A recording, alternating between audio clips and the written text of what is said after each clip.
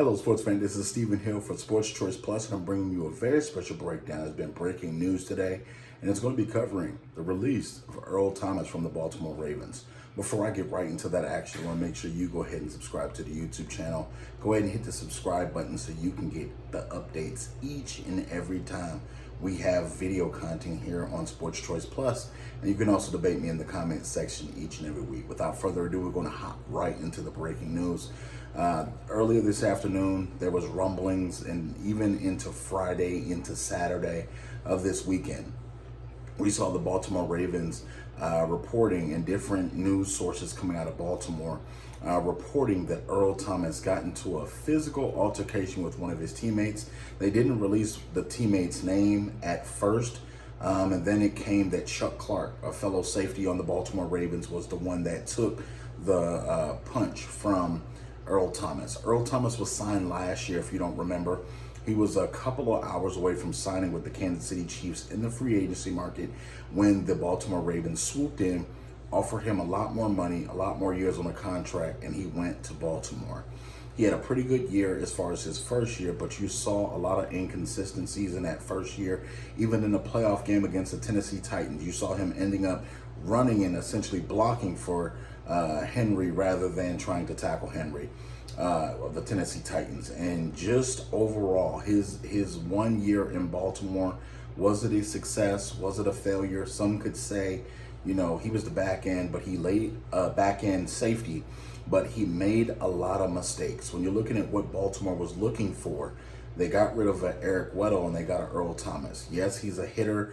Yes, he's a guy that can come up big with big plays, but he takes a lot of chances and he misses a lot of assignments and he misses a lot of tackles. You're looking at what he did in Seattle. He's a shell of himself as far as that goes, because you don't have a Cam Chancellor back there to catch up and be the hit stick for you. He was out of place on a lot of plays. If you look at the Baltimore Ravens defense, a lot of those plays that they did give up, when that defense did get burnt, it was Earl Thomas on the back end that was either out of place or not in the proper form as far as being able to make a good tackle or taking a bad angle on a guy. So the Baltimore Ravens felt like, you know what, they have to just get him the hell out of town. They have Deshaun Elliott, an unproven backup, and it says a lot when the team doesn't even have a prime starter to replace you before they just let you go. John Harbaugh was very tight-lipped as far as all of his comments against Earl Thomas, and he basically summed it up by saying he's no longer with the team. We have no further comment. They brought him to the team for his leadership and for him to be a mentor to a lot of the younger defensive guys. From reports that are leaking out, you heard that he missed a lot of practices. He missed a lot of meetings. He was late to a lot of meetings. So those are the kind of things that can hurt a locker room, especially when you have the Baltimore Ravens on the cusp of getting to a Super Bowl. You're looking at, you want the best possible guys in that locker room. So the Baltimore Ravens released them. What do you guys think? All you NFL fans, get in the comment section right now and tell me what you think. Do you think that they did a good job? Do you think that they shouldn't have released him? Do you think they should have rather traded him? Don't forget, he's owed a lot of money, and you're looking at possibly $15 million debt on the books.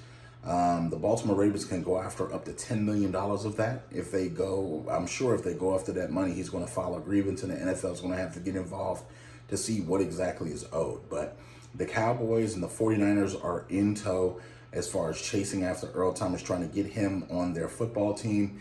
Who knows? The 49ers could sign him, Cowboys could sign him, and again, the 49ers locker room has pretty good leadership, but the Cowboys don't really have a lot of leadership in their locker room. But, you know, it remains to be seen. But don't forget, share the video, subscribe on the YouTube channel, make sure you're commenting, and we'll see you on the next video, folks. Thanks for supporting.